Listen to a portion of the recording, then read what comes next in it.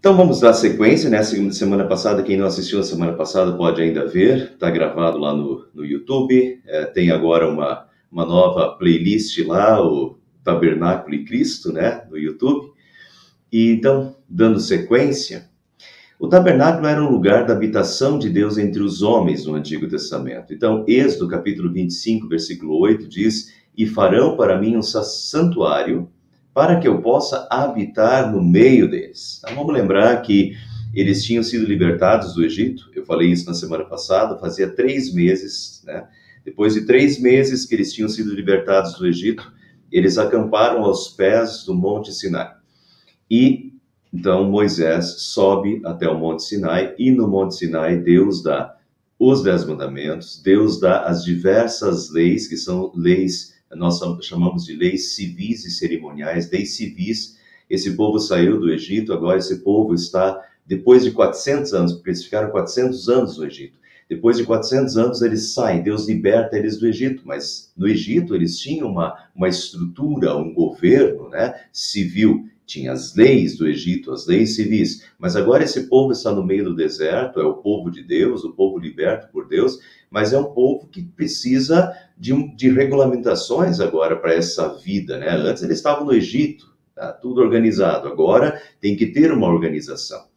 E Deus dá essa organização. E lá no Monte Sinai, Deus dá os 10 mandamentos, mas Deus também dá as diversas outras leis, as outras leis civis e cerimoniais, né, culticas, tudo isso Deus está dando, tanto que Moisés ficou 40 dias e 40 noites no Monte Sinai. E entre essas, os 10 mandamentos, as leis civis e leis cerimoniais, Deus também deu a prescrição de construir um tabernáculo, né, que no deserto ainda era uma tenda que podia ser movida à medida que eles iam caminhando. Essa tenda podia ser desmontada e remontada no próximo lugar para onde eles iam, mas esse tabernáculo, essa tenda sagrada e um lugar onde Deus estaria com eles, Deus estaria no meio deles. Isso é muito importante no Antigo Testamento. Eles têm a certeza de que Deus está no meio deles, né? Deus está com eles. E aqui está: farão para mim um santuário para que eu possa habitar no meio deles. Êxodo 29 também diz: na tenda do encontro, né, o tabernáculo, a tenda do encontro, me encontrarei com vocês para falar com você ali. Ali virei aos filhos de Israel para que, por minha glória, sejam santificados, e consagrarei a tenda do encontro e o altar. E habitarei no meio dos filhos de Israel e serei o seu Deus. De novo, olha, habitarei, tá? A tenda era o lugar da habitação. Fixem isso, porque isso é importante, tá? Daí depois a gente vai ver lá a ponte com Jesus Cristo, quando Jesus Cristo vem. Mas aqui está bem claro, né? A tenda é o lugar da habitação. Farão para mim um santuário para que eu possa habitar no meio deles. E habitarei no meio dos filhos de Israel e serei o seu Deus. Então o tabernáculo era o lugar da habitação de Deus, onde Deus vinha e habitava no meio do seu povo no Antigo Testamento, né? Depois veio lá, por enquanto era o tabernáculo, depois, né, quando o povo já estava na Terra Prometida e Davi quis construir não mais o tabernáculo, que era uma tenda, mas daí Davi quis construir um templo, e Deus disse para Davi não construir, quem construiria seria o seu filho. E então Salomão depois constrói o templo, que tinha os mesmos utensílios lá do tabernáculo e as mesmas disposições do tabernáculo, né? Mas, então, o tabernáculo, depois do templo, é o lugar da habitação de Deus entre o seu povo. Continuando. Isso tudo, pessoal, tem, e deixa eu já mostrar isso desde agora para vocês, isso tudo tem a ver com Jesus. No Antigo Testamento, o que era o tabernáculo? Era um lugar da habitação de Deus, onde Deus vinha e habitava. Então, Deus vinha habitar no meio do seu povo, naquele tabernáculo, naquela tenda. Isso valeu até o momento em que o próprio Deus veio habitar entre nós, né? João capítulo 1, versículo 14 diz: e a palavra se fez carne e tabernaculou. Olha o verbo que se vê bastante, que se vê no grego, né? Em geral, as nossas traduções para o português trazem habitou, mas em grego o verbo é tabernaculou. A palavra se fez carne e tabernaculou, quer dizer, habitou entre nós, cheio de graça e de verdade, vimos a sua glória. Então, o tabernáculo do Antigo Testamento, o lugar onde Deus habitava entre o seu povo, ele valeu e já era uma sombra do que haveria de vir, né? E a sombra apontava para Jesus, quando o próprio Deus se fez carne e habitou entre nós, tá? E tabernaculou, quer dizer, o próprio Deus se fez carne e habitou entre nós, e vimos a sua glória. Vejam a continuação. A centralidade de Deus e do tabernáculo e a necessidade de todos estarem voltados para ele. O Senhor Deus disse a Moisés e Arão o seguinte: quando os israelitas armarem o acampamento, cada um ficará perto da bandeira do seu grupo e do estandarte do seu grupo de famílias. Vamos lembrar, tinha as 12 tribos, né, que vinha lá desde Jacó, os 12 filhos de Jacó, o povo de Israel, as 12 tribos. Então, quando os israelitas armarem o acampamento, cada um ficará perto da bandeira do seu grupo e do estandarte do seu grupo de famílias. Eles acamparão em volta da tenda sagrada e de frente para ela. Veja que eu falei isso na semana passada, que Deus está dando o modelo e é para seguir o modelo. Então vejam como Deus dá o modelo e onde Deus coloca o tabernáculo, em que lugar Deus coloca o tabernáculo, qual é a disposição que Deus coloca às tribos, e veja a centralidade do tabernáculo. E o que Deus diz, né? Deus diz, eles acamparão em volta da tenda sagrada, de tal forma que o centro era a tenda sagrada, o centro era o tabernáculo. E as 12 tribos deviam se colocar ao redor, né? Ao redor do templo, mas o centro é o templo. O centro não só da vida religiosa, é porque Deus está no meio do seu povo. E eles estão ao redor do tabernáculo, mas o tabernáculo é o centro. E de frente para ela. Então vejam, é mais ou menos dessa forma, né? Não necessariamente assim, eu já vou mostrar para vocês uma outra disposição, mas é isso. As 12 tribos acampadas ao redor do tabernáculo, ao redor desse templo, né? Dessa tenda sagrada. Provavelmente a melhor disposição é essa daqui, tá? São 3, né? A leste, 3, e assim vai, a norte, sul, leste e oeste, né? Mas 3 tribos, provavelmente essa era a disposição que Deus ordenou, né? Mas então cada lado tinha 3 tribos, fazendo 12 tribos, e o tabernáculo era o centro, e todas as tribos deviam estar voltadas de frente para o tabernáculo. Então o Senhor disse a Moisés, né? Quando os israelitas armarem o acampamento, eles acamparão a tenda sagrada de frente para ela. Acamparão em volta da tenda sagrada e de frente para ela. Isso tem a ver, pessoal, com amarás o Senhor teu Deus de todo o teu coração.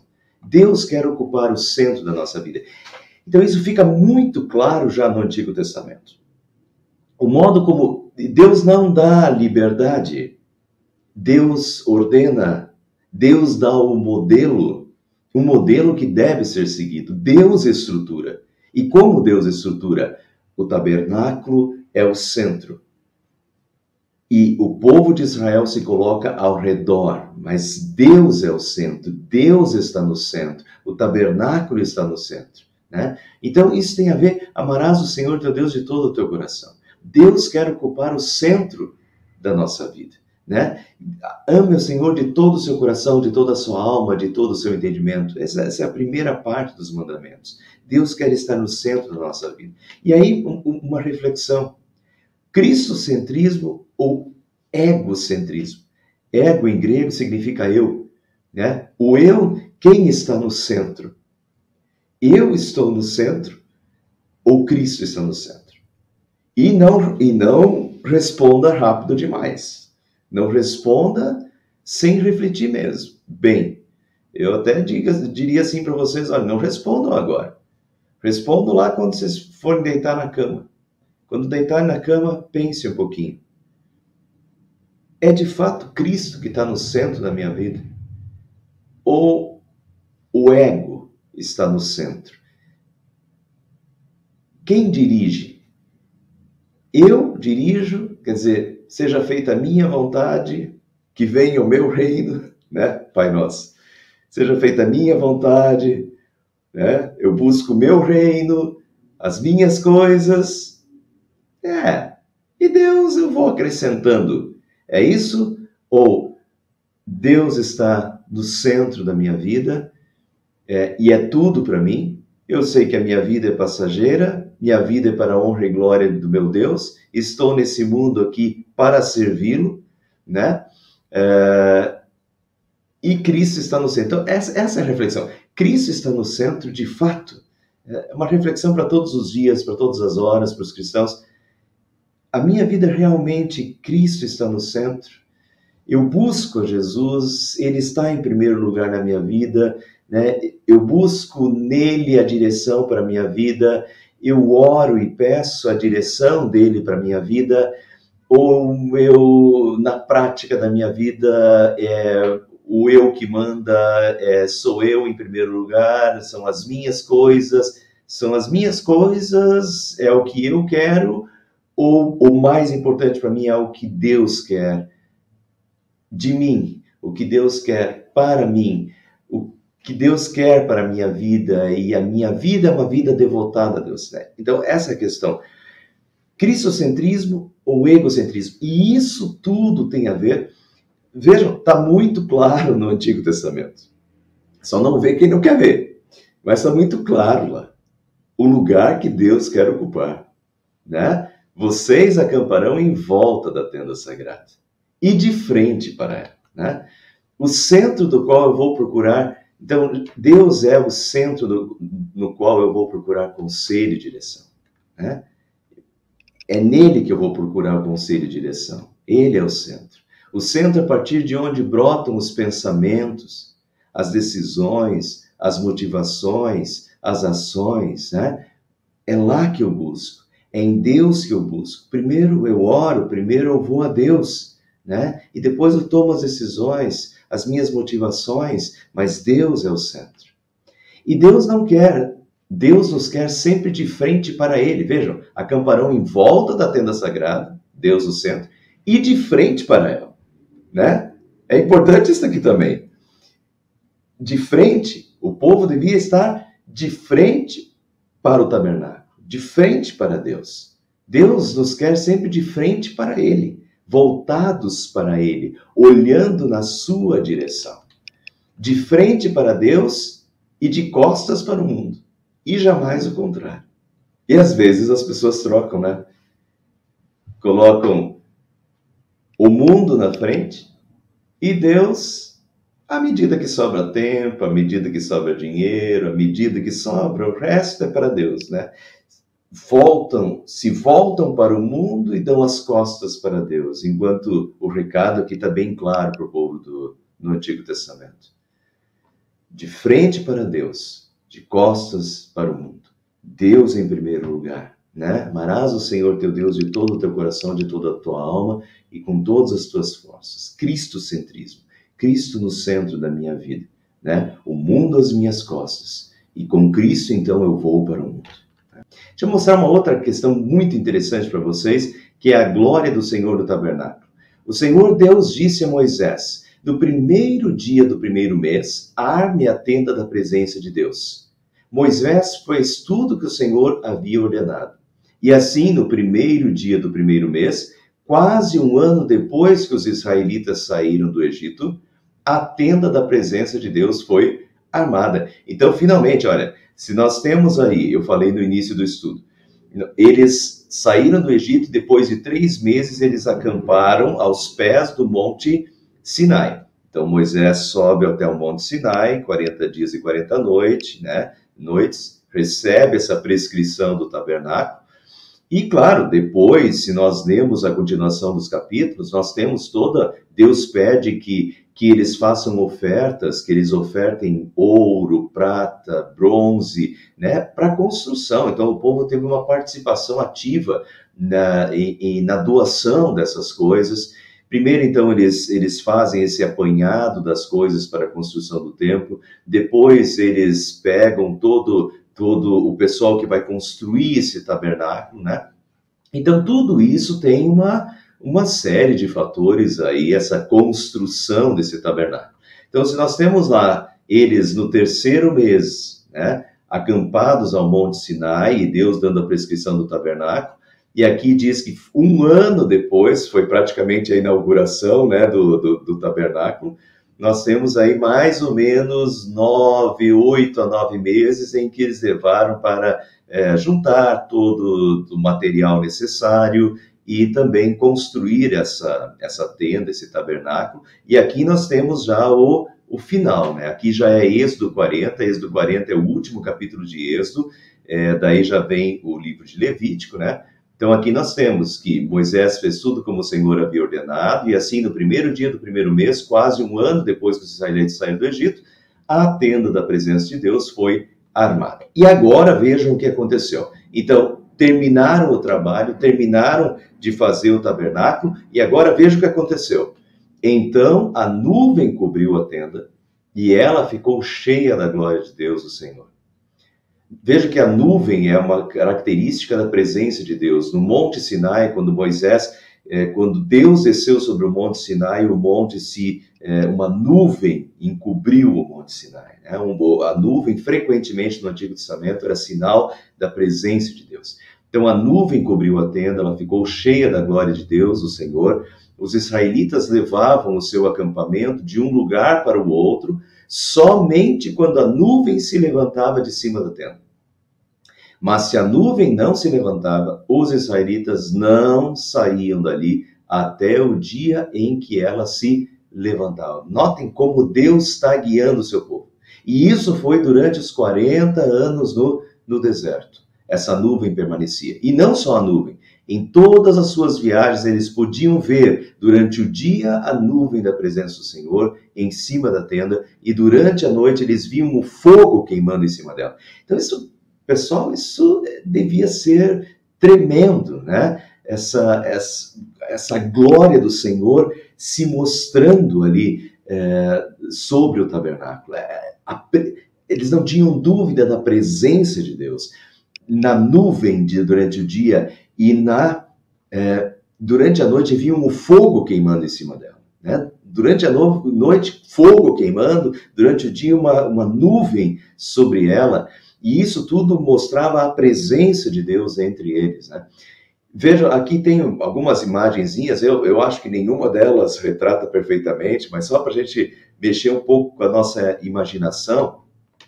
Então, durante o dia, né, era uma nuvem, e daí a gente tem duas formas de ler o texto, né? Uma nuvem que estava sobre o tabernáculo, então a gente não sabe se essa nuvem envolvia o tabernáculo ou realmente era algo assim, né? Uma nuvem sobre o tabernáculo. Aqui eles provavelmente pintaram dessa forma aqui, né? Para fazer o contraste com a noite, porque a noite, o que se via? Durante a noite via um fogo queimando em cima dela, né? Então, durante o dia, a nuvem da presença do Senhor em cima da tenda, e durante a noite vinha um fogo queimando em cima dela. Né? Durante o dia e durante a noite. Isso devia ser um espetáculo maravilhoso da glória do Senhor. Isso tudo é a glória do Senhor sobre o tabernáculo. É interessante o seguinte: se a nuvem não se levantava, os israelitas levavam o acampamento de um lugar para o outro somente quando a nuvem levantava de cima da tenda. Era Deus quem guiava. Deus estava guiando o seu povo. Eles só iam de um lugar para o outro. Não era Moisés que decidia. Não era o povo que decidia quando eles partiam. O povo partia quando a nuvem começava a andar. Então o povo seguia a nuvem. O povo seguia a Deus. Durante o dia, durante a noite. Se a nuvem não se levantava, os israelitas não saíam dali até o dia em que ela se levantava. Profundo respeito a Deus. Deus não apenas é o centro, mas Deus é quem está guiando, Deus quem está direcionando o seu povo. E daí, bom, quem nos dera, né? Quem nos dera a gente ter isso hoje em dia ainda. A gente gostaria de uma nuvem, gostaria de um fogo, né? Nos guiando, dizendo, por aqui. Às vezes a gente ora e não sabe exatamente se, né? O que Deus quer. Acho que a gente gostaria de ter essa nuvem nos dirigindo e esse fogo nos dirigindo. Mas isso não quer dizer que nós não tenhamos, na verdade, isso não é mais necessário, porque o que nós temos hoje? Hoje em dia nós não temos mais nuvem e fogo, mas o que nós temos? Lâmpada para os nossos pés é a sua palavra e luz para os nossos caminhos. A palavra de Deus é o guia para a nossa vida. A palavra de Deus é o bom pastor dirigindo as suas ovelhas nesse mundo. É lâmpada para os nossos pés, é a luz para os nossos caminhos. O povo, né, aqui, eles tinham acabado de sair do Egito, né? Então, vejam, quais são os primeiros 5 livros da Bíblia? Gênesis, Êxodo, Levítico, Números, Deuteronômio, escritos por Moisés. A Bíblia está começando a ser escrita. Eles não... Nessa altura, eles não tinham nem os 5 livros de Moisés, porque Moisés ainda está compilando os cinco livros, Gênesis, Êxodo, Levítico, Número e Deuteronômio, né? Eles estão sendo compilados, eles não têm o restante da Bíblia. Então, nessa altura aqui, Deus dirige dessa forma, né? Deus dirige através da coluna de nuvem durante o dia, desse fogo queimando em cima do tabernáculo durante a noite. Mas hoje nós temos 66 livros inspirados por Deus. Hoje, o próprio Jesus diz, né? A minha palavra é a verdade. A palavra é o caminho, a verdade é a vida. A palavra nos guia. Então nós temos sim a palavra de Deus nos guiando. Nós temos Deus nos guiando, Deus nos direcionando, Deus iluminando os nossos caminhos através da sua palavra. Então, de certa forma, nós continuamos tendo isso sim. Continuando, vamos lá para os limites do pátio e a sua entrada. Fez também o pátio, o lado sul tinha 45 metros de comprimento. Então, só para vocês darem uma olhadinha, né? Como Deus está dando modelo, né, de como ele quer que seja construído esse pátio. No meio aqui está o santo lugar e o santo dos santos, né? Dentro do tabernáculo em si, aqui está o pátio, mas tinha uma espécie de cerca, né, entre o povo e esse lugar mais santo, onde Deus estava, onde os utensílios de Deus estavam. Então vamos ver um pouquinho desse pátio. O lado sul tinha 45 metros de comprimento, as cortinas externas de linho fino trançado, com 20 colunas e 20 bases de bronze, com ganchos e ligaduras de prata nas colunas. O lado norte tinha a mesma medida. A Bíblia fala medida, mas ela repete, então eu não coloquei aqui, mas é a mesma medida, 45 metros de comprimento. E o lado oeste tinha 22 metros de largura, então vejo que é bem proporcional, né? 45 metros de comprimento por 22 metros de largura, com 10 colunas e 10 bases, com ganchos e ligaduras de prata nas colunas. Então é assim. Vejo que todas essas cortinas, né, eram feitas de linho, e o linho ele dá esse aspecto branco. Então, em geral, se acredita que é proposital, né? Não é casualidade, tanto que Deus está escolhendo o material. Essas cortinas de linho é branco, né? Simbolizando a pureza de Deus e a santidade de Deus. Então, fora está o povo, né, pecador. Aqui para dentro é o lugar da habitação de Deus, é o lugar da santidade, é o lugar da pureza, é o lugar de Deus, né? Tanto que para se entrar aqui, não se entrava aqui sem passar pela pia da purificação. Eles tinham que se purificar, né, antes de entrar dentro do tabernáculo, do lugar do Santo dos Santos. Não se chega a Deus impuro, né? Então tem essa cerca de separação. Aqui dentro está o lugar da santidade de Deus, né? O lugar de Deus, Deus santo, puro, né? Continuando, o lado leste, que dá para o nascente, tinha 22,5 metros, né? Na entrada do pátio havia uma cortina de linho fino, trançado, e de fios de tecido azul, roxo e vermelho, obra de bordador. Tinha 9 metros de comprimento. E aqui está a porta, a entrada, tá? Na entrada do pátio havia uma cortina de linho fino, trançado, de fios de tecido azul, roxo e vermelho. Notem que, enquanto todo o restante, né, esses 45 metros das laterais, os 22 metros, enquanto todo o restante é de linho, já a porta não. A porta chama atenção porque a porta é completamente diferente. A porta é feita de azul, roxo, vermelho, né? Fios, claro, o linho, o branco, então lá, branco, azul, roxo e vermelho, obra de bordador, né? Uma obra de arte. E tinha 9 metros de comprimento essa porta. Então, o que chama atenção aqui, vejam, aqui é uma outra figura, a gente não sabe, ninguém tirou foto na época, né? Então a gente não sabe como é que era, se tinha algum desenho, essa porta e de que modo era feita. A gente só sabe as cores dela, então a imaginação dos pintores aí voam, né?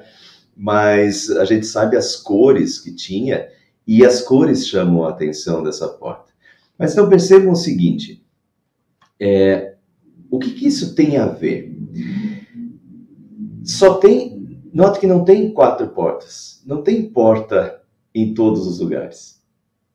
Só tem uma porta de acesso para o tabernáculo, né? Não tem porta aqui. A gente poderia dizer, poderia ter uma porta aqui para essas 3 tribos aqui, outra porta aqui para dar acesso para essas 3 tribos, outra porta aqui na lateral para essas 3 tribos e mais uma aqui. Mas não. O que Deus manda fazer? Deus manda fazer apenas uma entrada, apenas uma porta. E isso é extremamente significativo porque nós vamos para o Novo Testamento e a gente sabe, como eu mostrei para vocês, quem não assistiu, volta lá nos estudos, mostrei para vocês Hebreus na semana passada, e Hebreus diz que isso tudo eram sombras do que haveria de vir, né? Esse tabernáculo terreno era uma sombra do que haveria de vir. E a sombra é a sombra de Cristo, né? Eu sou a porta, diz Jesus. Quem entrar por mim será salvo. Não tem muitas portas, né? Só tem uma porta que conduz à salvação. Jesus vai dizer, eu sou o caminho, a verdade e a vida.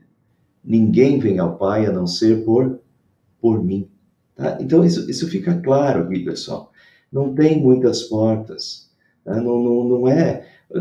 Primeiro que esse é o único jeito de chegar até Deus, até a presença de Deus. Tá? Não tem em outro lugar. Não é em nenhum outro lugar. Não é em nenhuma outra religião. Né? Nenhuma religião você vai chegar a Deus. Esse é o primeiro. Não adianta você querer inventar portas, né? Só há uma porta de acesso a Deus. Isso fica claro no tabernáculo. É Deus quem faz assim. Não tem 4 portas, 8 portas, 10 portas, tem apenas uma entrada, né? E essa entrada é a entrada aonde Deus coloca, né? É no lado leste, eu já vou explicar isso para vocês um pouquinho melhor, mas é do lado leste. Essa porta está apenas no lado leste, do lado do nascer do sol. E isso tudo aponta para Jesus. Eu sou a porta, quem entrar por mim será salvo. Eu sou o caminho, a verdade e a vida, ninguém vem ao Pai se não ser por mim. Portanto, há um só mediador entre Deus e os homens, Cristo Jesus, homem. Há só um mediador, apenas um que faz a mediação, né, entre os que estão fora e o Deus Santo, né? Há um só mediador entre Deus e os homens, e esse mediador é Jesus Cristo. Eu sou a porta, quem entrar por mim será salvo. Eu sou o caminho, a verdade e a vida. Então, essa ligação com o Novo Testamento, e não há outro acesso ao Pai, senão Jesus. Não há outra mediação. né? Jesus é o mediador, Jesus é a porta, Jesus é o caminho, a verdade e a vida. E o que chama a atenção é o seguinte: por mais que haja só uma porta, um lugar, né, de entrada, mas esse lugar chama atenção, porque é um lugar completamente diferente. É uma porta, primeiro, de 9 metros. Não é uma porta pequena. É uma porta de 9 metros. É uma porta, né, grande. A entrada, Jesus está de braços abertos. Outra coisa é a cor. Enquanto todo o restante é branco, mas essa porta chama atenção. É uma porta que tem 4 cores, né? É bonita, é chamativa, é atraente, assim como Jesus. Então, por mais que haja apenas um modo, e o modo é Jesus, mas esse modo é belo, é Jesus, o nosso Salvador, que fez tudo em nosso lugar, né? É uma porta aberta, quem entrar por mim será salvo. É uma porta chamativa, amorosa, né? Então isso chama atenção, de fato, essa porta com 4 cores, 9 metros, mas é a única porta de entrada que dá acesso à presença de Deus, né? À comunhão com Deus. E finalizando, do lado, diz o texto que nós começamos a ler lá, o Senhor Deus disse a Moisés, a Arão, quando os israelitas armarem o acampamento, cada um ficará perto da bandeira do seu grupo de estandarte, do seu grupo de famílias. Eles acamparão em volta da tenda sagrada e de frente para ela, certo? Muito bem. Então, as 12 tribos estavam ao redor do tabernáculo. Agora, vejam o seguinte. Do lado leste, lado do nascente do sol, acamparão os que marcham debaixo da bandeira da tribo de Judá. Quem Deus coloca justamente na entrada do tabernáculo? Qual é a tribo que está aqui? A tribo de Judá. E Jesus depois é exatamente da tribo de Judá. O leão da tribo de Judá, fala o Apocalipse, né? Jesus, o leão da tribo de Judá. Jesus que vem da descendência de Judá. E mais, daí quando a gente faz essa ligação, né? Vejam o que diz Lucas. Graças à profunda misericórdia do nosso Deus, pela qual nos visitará o sol nascente das alturas, para iluminar os que jazem nas trevas e na sombra da morte. Aqui é o nascimento de Jesus, né? Para nos visitará o sol nascente das alturas. Então, qual é a tribo que está na entrada da porta? A tribo de Judá. Jesus veio da tribo, é descendente da tribo de Judá. Deus coloca já no... Pessoal, isso é fabuloso. 1.500 anos antes de Jesus, né? Só tinha as 12 tribos, né?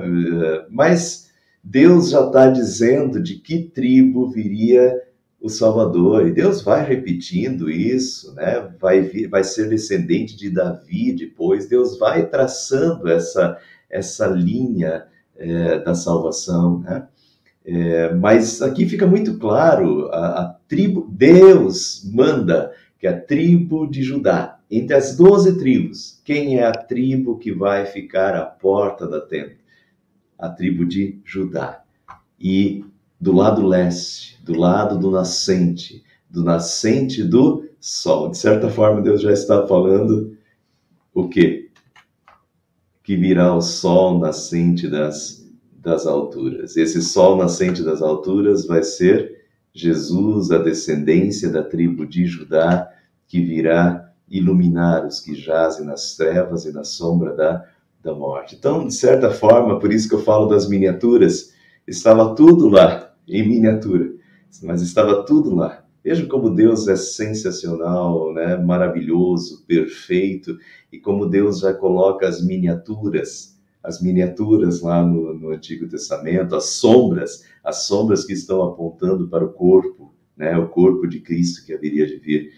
Viria o sol nascente das alturas, a luz de Deus que brilha sobre as trevas, aqueles que jazem nas trevas, né? Isaías diz assim. mas Jesus da tribo de Judá, nascendo da tribo de Judá, e o sol nascente vindo a esse mundo para aqueles que jazem na sombra da morte, né? E isso tudo está lá no tabernáculo. E só para terminar essa reflexão de hoje, porque na semana que vem a gente já vai para os próximos, semana estamos na porta, né? Já vimos as cercas aí e a porta, agora nós vamos entrar. Semana que vem a gente vai entrar pela porta, né? Vamos ver os utensílios que estão dentro do pátio já. Mas é importante o seguinte, olha, quem está em volta, né? Quem está em volta do tabernáculo? O povo de Deus, as 12 tribos. Quem está em volta de Deus, para quem Deus é o centro, somos nós. Vós sois raça eleita, sacerdócio real, nação santa, povo de propriedade exclusiva de Deus. 1 Pedro capítulo 2. Nós somos. Nós, o povo de Deus, a igreja de Deus, nós somos o povo de Deus, tá? Que estamos ao redor. Quem conhece a porta? Quem conhece a porta? Apenas nós conhecemos a porta. Não está em qualquer lugar. Não é qualquer porta. Há apenas uma porta que conduz à salvação eterna. Eu sou o caminho, a verdade e a vida. Ninguém vem ao Pai senão por mim. Mas quem entra por mim receberá a salvação. Há um só mediador entre Deus e os homens, Jesus Cristo. Quem conhece a porta? Quem sabe onde está essa porta? Quem pode dizer como essa porta é maravilhosa, bonita, né? Chamativa? Jesus Cristo, nosso Salvador. Quem pode dar testemunho dessa porta? Quem conhece ela? Nós. Quem pode dar testemunho da beleza dessa porta? Nós. Quem pode dar testemunho dos 9 metros, quer dizer, do tamanho dessa porta, como essa porta está aberta, como essa porta é amorosa, como essa porta, né, é chamativa, é consoladora? Nós, o povo de Deus, vós sois testemunhas, nós somos as testemunhas de Deus hoje, né? Para o povo, né? Para o povo que ainda está nas trevas, nós somos a testemunha da porta. Da parte de Deus, somos sal da terra, a luz do mundo. Somos os instrumentos de Deus para levar essa salvação em Cristo Jesus para um mundo que não sabe, que está tateando no escuro, que não sabe a porta, que está buscando as portas, mas está buscando no lugar errado. Nós sabemos onde ela está. Nós sabemos quem é ela. E nós somos as testemunhas desta porta aberta que conduz à salvação, à comunhão com Deus. Amém.